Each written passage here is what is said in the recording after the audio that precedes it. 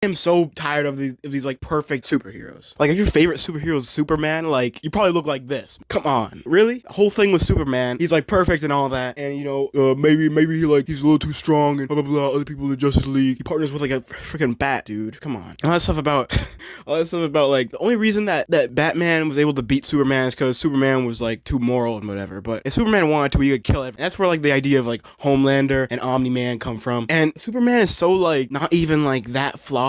Like, we need more like superheroes that get hit when they're down. That is why Spider-Man is such a good superhero. Now, obviously, if Spider-Man and Superman fought, they would lose. Okay, get that stupid mentality out of your head. Like, when I compare superheroes, don't think about it like they're going to fight. Like, shut up. Think about it from like a story perspective. Like, what would be more entertaining for a story? A dude who could do literally anything, he could fly and blah blah blah, or like this teenager who's like troubled and people from his personal life turn into villains and whatnot. And meanwhile, you can generate so much of a story from that. And yet, Superman, they have to invent this green rock substance that instantly kills him. You know how stupid that sounds? It's such a case of bad writing. Like, it's like the Ark of the Covenant, but instead it kills Superman. Like, it's ugh. And it shows, because literally every time there has to be another way to kill Superman. You can't just pull out the rock every time. It's so stupid. It shows every time, because it's like, Superman, Lex Luthor bald man pulls out the rock and it's so stupid. Yeah, that's definitely one of DC's biggest faults, but we're gonna talk about that in another video. But the real point of this video is that there needs to be more flawed super.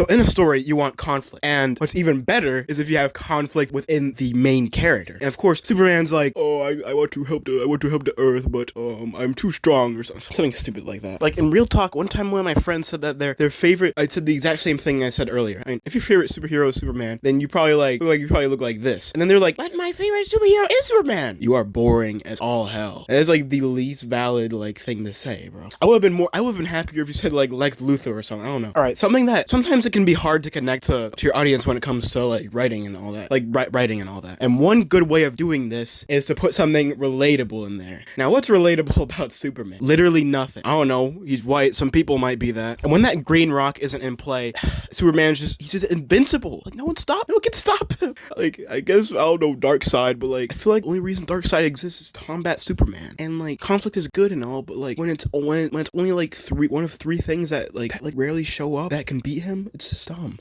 Sorry, I had to sneeze. But actually, at your lowest point in life, it gives you the biggest opportunity for like a comeback, for success. So here's something that many of you may relate to. He was a time traveler, and he travels back in time to a time where it would be easier for him to become famous and win at life. And he joins the Justice League, and he's still not recognized for what he does. When he finally gets selected for a mission, he's put on like border patrol or something, and crowd control, and he has to like move people around. He doesn't want to be that. He wants to fight the big bad guy. And through all these trials and tribulations, he ends up becoming a better person. And when he loses his robot companion or something like that, it sort of like hits him where it hurts. And a lot of times Superman doesn't hit where it hurts, except when it comes to a rock. But after all that, he ends up saving like another dude. And like, okay, here's another example. Spider-Man literally did not want to put on the mask. But he's told with great power comes great responsibility. And like in every Spider-Man story, someone died. And it's sort of like a randomizer, like either Uncle Ben or Mary Jane or the lizard dude, I forgot his name, Flash Thompson. And all his friends become monsters. It just never ends with this man. And it's like